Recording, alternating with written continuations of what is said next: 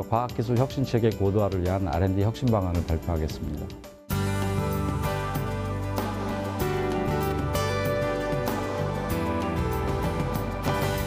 구체적인 이제 혁신 방안, 실행안은 아니지만 앞으로 이런 방향의 혁신안을 마련을 하고 실행을 하겠다라는 그런 내용입니다.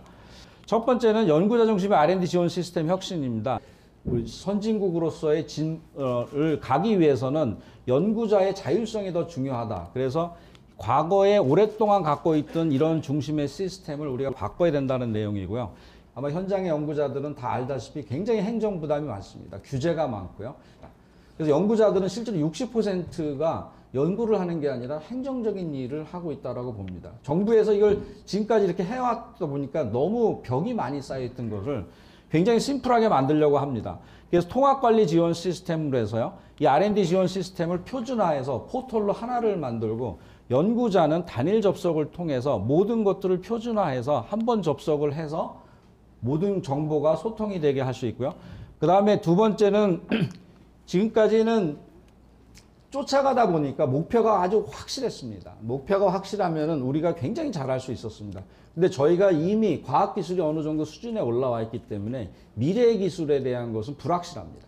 상당한 도전이 필요로 하는 겁니다. 굉장히 창의성과 도전성이 필요로 하는 건데, 지금까지는 저희가 정부 측에서 보면은 저희 성공률이, R&D 성공률이 98%라고 그럽니다. 왜냐면은 실패를 하는 경우 R&D 비용을 환수를 하게 돼 있기 때문에 연구자들은 당연히 성공을 할 수밖에 없는 연구를 할 수 있고, 이미 나와 있는 데이터들을 갖고 연구를 하는 경우들이 있습니다. 도전하지 않는 경향도 있었던 건 사실입니다. 그래서 저희가 실패가 용인되고 과정이 중심이 되고 도전할 수 있는 연구 환경을 만들겠다라는 것입니다. 그래서 저희가 하이리스크 하이리턴의 R&D 지원을 강화할 뿐만 아니라 그것이 허락되는, 그래서 연구자들이 실패를 하더라도 다음에 기술을 축적을 통해서 성공을 할 수 있는 그런 시스템을 구축하겠다라는 것이 생각입니다. 그래서 10개 중에 9개는 실패할 거라고 생각을 합니다. 그 중에 하나가 성공을 할 수 있다면은 굉장히 큰 새로운 기술을, 새로운 가치를 발견할 수 있지 않을까라고 생각을 합니다.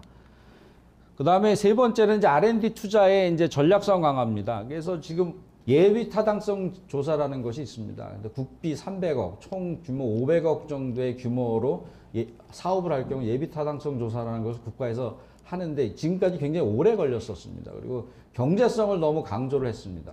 경제성이 없는 사업들은, 도전하는 사업들은 당연히 미래를 예측할 수 없기 때문에 예비 타당성 조사에 통과할 수가 없었습니다. 그렇지만 이번에 경제성보다는 과학 기술성, 그 다음에 도전성, 창의성, 그 다음에 정책성 등을 더 고려해서 예타 제도를 과감하게 개편을 했습니다. 그래서 6개월 내에 예타를 실시를 할 수 있도록 했고요. 그 다음에 이제 국가 현안 등 신속한 문제가 생깁니다. 저희가 모르는. 그래서 이제 과학기술 전략 프로그램도 도입을 할 예정입니다.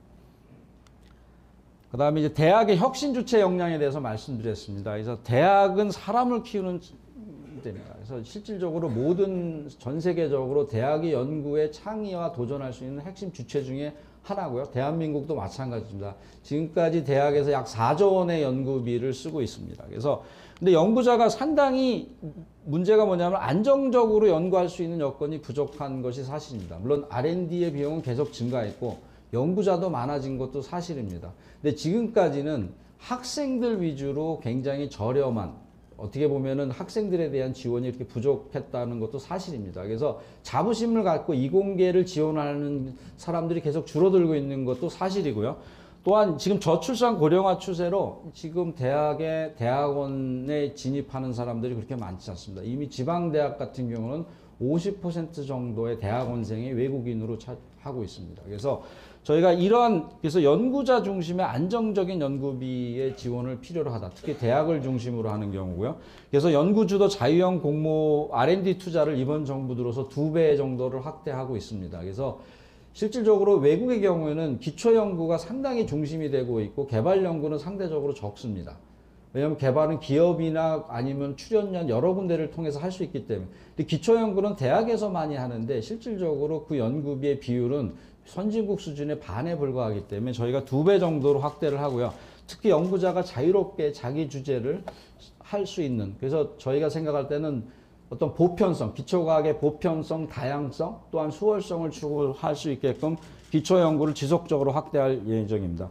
두 번째로는 혁신 주체제 공공연, 이게 출연연을 피하는 공공연입니다. 그래서 이 출연연의 역할이 지난 30년간 굉장히 커왔었습니다. 저희 그 애틀이라들 중심으로 많은 출연연이 국가과학 발전과 인력 양성에 중요한 역할을 했는데, 저희가 생각했을 때는 이 우수 연구자들은 계속 시스템의 건강한 수준의 경쟁력이 필요로 하는 상황입니다. 그래서 그러한 시스템과 동시에 저희가 또 한 가지 고민하는 경우는, 외국의 경우는 프라운호퍼 같은 경우는 상당히 많이 오픈되어 있습니다. 개방형이어서 양쪽에 대학에 계신 우수한 연구자뿐만 아니라 기업에 계신 연구자들도 출연연으로 상당히 소통을 할 수 있는 그런 분위기가 돼 있어서 저희가 그런 안들을 고민을 하고요. 그 다음에 이제 우수 인력 확보가 굉장히 중요합니다. 그래서 저희가 이런 방안, 그러니까 인력 운영 종합 계획을 수립을 해서 출연연뿐만 아니라 대학으로의 우수 인력을 계속 유지할 수 있도록 하는 방안을 생각합니다. 그리고 그 다음에 세 번째 혁신 역량의 주체는 이제 지역의 R&D와 혁신형 기업 육성입니다. 이 지역이 아까 말씀드렸다시피 지역의 인력 유출이 굉장히 심하고 있습니다. 대전만 보더라도 출연연뿐만 아니라 많은 기업들의 R&D의 고급 인력들이 판교 쪽으로 이동을 하고 있고요. 그게 일종의 이동이, 이게 물론 사회적인 문제이긴 하지만 결국 지역이 망가져서 지역의 대학의 연구 역량이 무너진다면 국가 전체로 상당한 위기가 올 거라고 생각을 해서 지역의 R&D를 어떻게 우리가 강화를 할 수 있을 건가, 좀 더 혁신 중심의 고성장 중소벤처기업을 중심으로 저희가 질 중심의 관리 강화와 연구비 투자를 통해서 기업의 R&D의 역량을 강화하도록 하겠습니다. 그 다음에 세 번째는 이제 국민이 체감하는 성과 창출입니다. 이거는 뭐 여러분들이 잘 알다시피 지금까지는 경제 성장, 미래 성장 동력에 모든 과학기술이 집중이 됐다면, 이거 플러스 새로운 상업 창출뿐만이 아니라 실질적으로 국민이 체감할 수 있는 여러 가지 사회 문제들 과학기술이 해결할 시점이라고 생각을 합니다.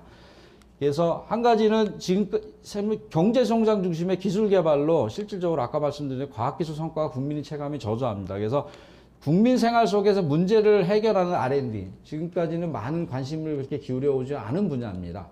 근데 예를 들어서 국민 생활, 사회 문제, 그 다음에 R&D, 보건복지, 미세먼지, 유해물질, 건강 등 사회 재난, 실질적으로 우리 주변에 많은 문제들을 갖고 있습니다. 그래서 R&D도 반드시 전체적인 경제성장, 신성장, 새로운 가치뿐만이 아니라 이런 사회 문제 해결에 R&D가 상당히 중요하게 생각을 하고 투자를 해야 된다는 게 이번 정부의 생각이고요.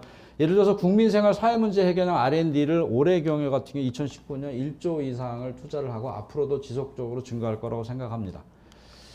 그래서 결론적으로 국가 R&D 혁신 방향은 시스템을 큰 틀에서 정부 주도형이 아니라 사람과 사회 중심으로 근본적으로 변화시켜서 연구자와 기업이 창의 도전할 수 있고 혁신 활동을 전개해서 혁신 성장뿐만 아니라 국민이 체감할 수 있도록 하는 것이 지금 현재 저희의 비전과 목표입니다. 그래서 기대 효과로는 그냥 한 가지 예를 들겠습니다. 지금 현재 저희가 논문 피인형 수 30%에 있는 연구자 수가 약 3,000명 정도가 됩니다. 이게 어떻게 보면 질적 수준의 과학기술 질적 수준을 예측하는 건데요. 일본의 경우도 이거보다 좀 많습니다. 그래서 저희가 한 2022년 연구자 주도형 연구, 창의 도전할 수 있는 연구, 논문을 위한 논문가 아니라 정말로 임팩이 있는 연구, 과학기술을 하기 위해서 이런 분들이 한 6,000명, 2배 이상의 수준이 된다면은 앞으로 5년, 10년 후에 저희 과학기술의 질적 수준이 정체에서 다시 한번 도약을 할 수 있는 그런 계기가 되지 않을까 생각을 합니다. 이상 발표를 마치겠습니다. 예, 감사합니다.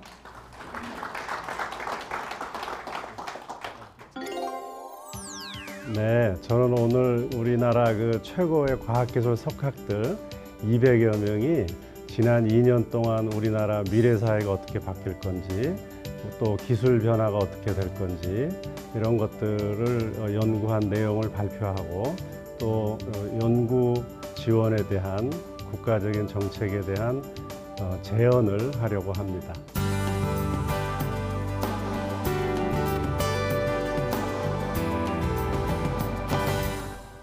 우선 저희가 과거와 현재를 돌아봤습니다. 잘 아시다시피 우리 지구상의 인류 인구는 이렇게 급격하게 익스포넨셜하게 증가를 했죠. 많은 이유가 있지만 우리가 증기기관 때문에 이동이 쉽게 됐고 또 하버보시법에 의해서 식량이 문제가 해결이 됐고 이런 여러 가지 그 요소 기술들 때문에 사회가 바뀐 겁니다. 그래서 기술이 그렇게 중요한데 이런 기술 때문에 잘 아시겠지만은 부의 변동이 크게 있었죠. 이 포춘지에 뭐 10위 안에 들어가 있는 많은 기술들이 예전에 엑슨모바일 같이 그냥 그 수십 년간 이런 에너지 회사들이 10위 안에 들어가 있다가 이제 지금 다 아시다시피 다 바뀌었잖아요. 애플, 마이크로소프트 뭐 이런 IT 기술로 다 바뀌었습니다. 기술에 의해서 문화도 바뀌고 사회도 바뀌고 재계 돈의 흐름도 바뀌고 기술이 그렇게 중요하죠. 아시다시피 무어스 법칙 보면 이 컴퓨터 속도가 여기 지금 로그 그래프입니다. 이렇게 빨리 발전을 합니다.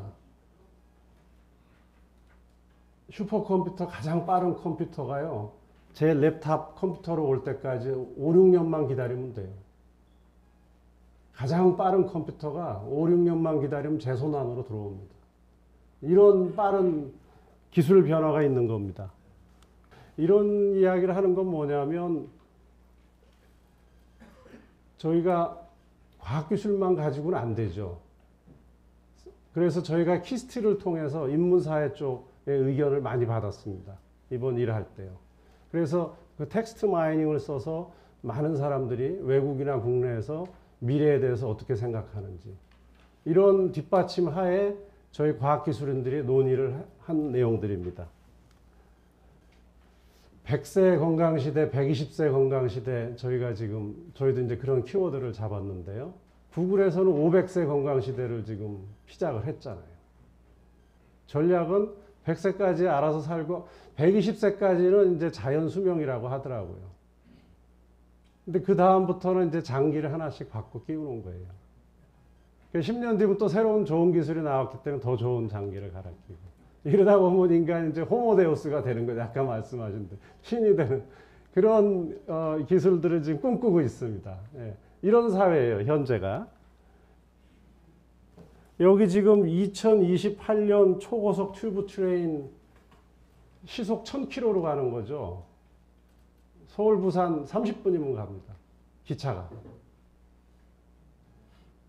근데 벌써 앨런 머스크가 투자를 해서 LA 근방에 10km, 그 에어포트 쪽에 지금 테스트하고 있어요. 중국에서 지금 대규모 투자하고 있습니다. 이거 이 시간까지 안 걸릴 거예요. 2017년에 예측했던 게 이미 다 이 기술들은 오고 있습니다. 정말 빨리 바뀌고 있어요. 이게 언제 기술 확산, 멀티콥터 지금 드론 많이 쓰죠.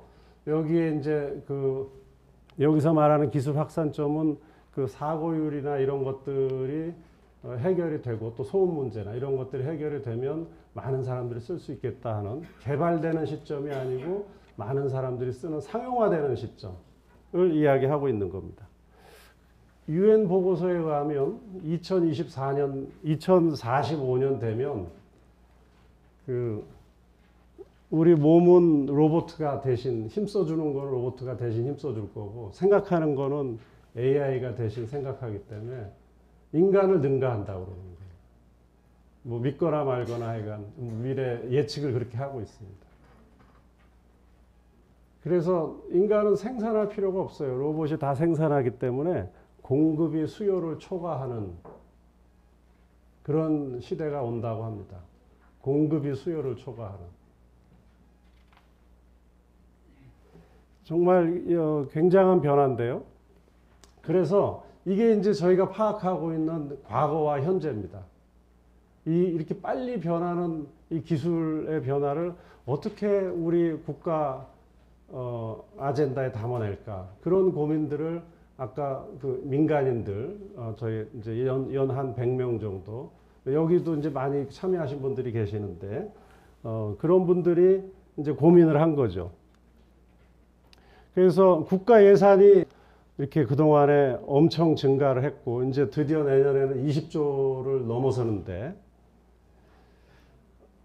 이게 우리 그 GDP로 봐서는 상당히 그 큰 액수인데 이제 이런 그 국가 투자를 더 효율적으로 해야 되지 않겠냐.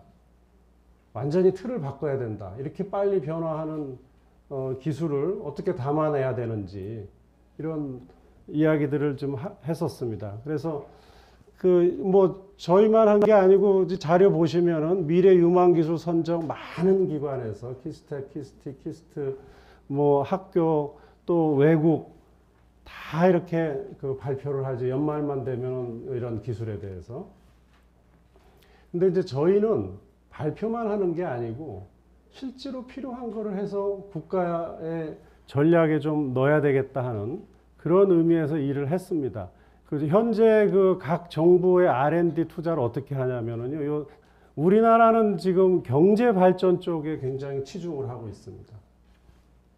근데 미국은 이제 NIH 보건환경 안전 이런 쪽으로 또 일본 다른 데는 대학의 그 자율성을 또 많이 줍니다. 그래서 일본, 독일, 프랑스 이런 다른 나라들은 대학에 직접 대학이 알아서 잘하도록 이런 지표들이 있습니다. 그래서 우리도 경제 발전보다는 좀 더 공공성, 사회성, 미래에 대한 그런 연구를 더 하는 게 바람직하겠다. 그런 이야기들을 나눴고요. 제일 중요한 거는 뭐 기술은 좀 바뀔 수가 있습니다. 관점에 따라 다르고 또 이런 몇 가지 기술을 발표를 하면 많은 사람들이 왜 내 기술 빠졌냐 뭐 이제 개별적으로 많은 컴플레인을 하시는데 중요한 건 저는 이 트렌드인 것 같아요. 트렌드. 우리 10년 뒤에 지금 우리 국가 연구비는 한 10년 예산으로 길어야 이제 9년, 10년이니까 10년 뒤에 그러면 우리 사회는 어떻게 바뀔 거고 우리가 어느 쪽으로 과연 치중할 건가. 그래서 저희가 이 세 가지 키워드를 뽑았습니다. 4차 산업혁명, 신기후 체제, 100세 시대. 그래서 여러분들 오늘 다 잊어버려도 좋으시지만 그 10년 뒤에는 많은 과학기술자들이 4차 산업혁명이 온다. 또 기후, 신기후 체계. 그 다음에 100세 건강시대가 온다. 이 키워드만은 좀 오늘 알고 가시면 좋겠습니다. 그래서 하여간 제가 그동안 했던 이야기들을 짧게 요약해서 말씀드렸고요.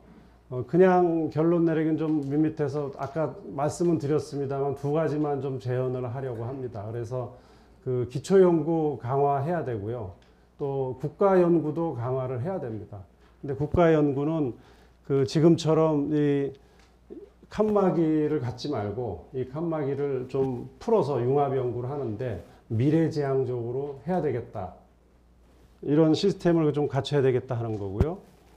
또 한 가지 두 번째 제안은 미국은 이제 프레지던셜 이니셔티브 해가지고 국가적으로 그 대통령이 바뀔 때 한 번씩 이렇게 크게 하는 연구 과제들이 있습니다. 근데 그걸 보면 3개 한림원, 지금 우리가 했던 과학기술 한림원, 공학 한림원, 의학 한림원, 그 미국은 그 3개 한림원이 같은 건물에 있다고 하더라고요. 저는 못 가봤습니다만.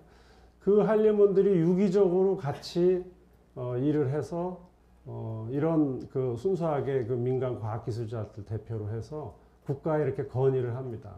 그럼 그게 이제 대통령이 받아들이시고 하는 이런 일이 있어요. 그래서 그런 그 이렇게 빨리 바뀌는 기술들은 우리 그 전문가들이 좀 모여서 그 기술들을 그 반영을 하고 그런 기술들이 국가 그 R&D 체계에 더 잘 그 반영할 수 있도록 이런 두 가지를 좀 제언을 하고 싶습니다. 그래서 그 말씀드리지만 미래는 예측하는 순간 틀립니다. 그래서 미래는 예측하는 게 아니고 우리가 만들어 가는 겁니다. 그래서 그 바람직한 미래를 우리가 만들기 위해서 어느 기술에 R&D 투자를 해야 되는지 효과적으로 투자를 해야 되는지 이런 고민들을 좀 이제 같이 해야 될 때가 된 것 같습니다. 감사합니다.